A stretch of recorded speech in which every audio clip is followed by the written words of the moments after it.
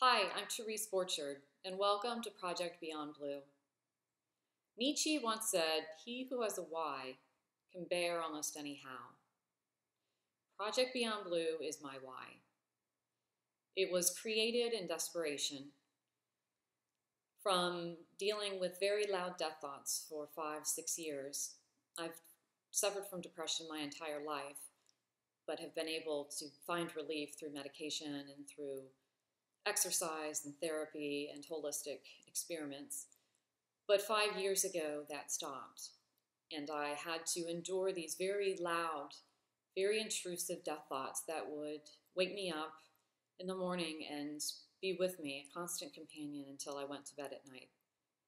I was so horribly frustrated from having tried 50 different medication combinations, 50 different kind of supplements, been to meditation seminars, went to 8 weeks of intensive meditation and acupuncture and everything else, but it didn't get rid of this very loud desire to die that I could not get past. I was so frustrated that there was no one that could understand this type of frustration that I had. So I reached out and I started a group on Facebook called Group Beyond Blue.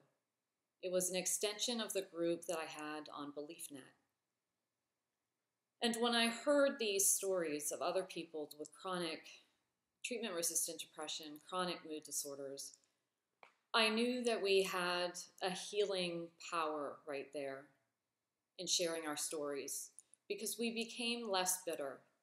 I think all of us had a touch of anger that we had to deal with this very peculiar type of depression and anxiety, this kind of stagnant, consistent type of ailment that wouldn't go away, with medication, with holistic experiments, with anything that we tried, it stayed.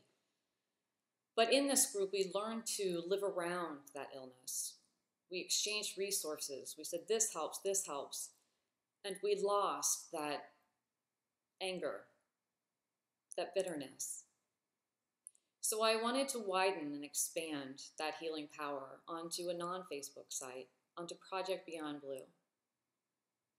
For me, being able to transcend my own pain has only been doable when I can look at other people's pain, people who are in the same sorts of situations as I am, or even worse, and I can see how they're living with their illness. I can see their bravery.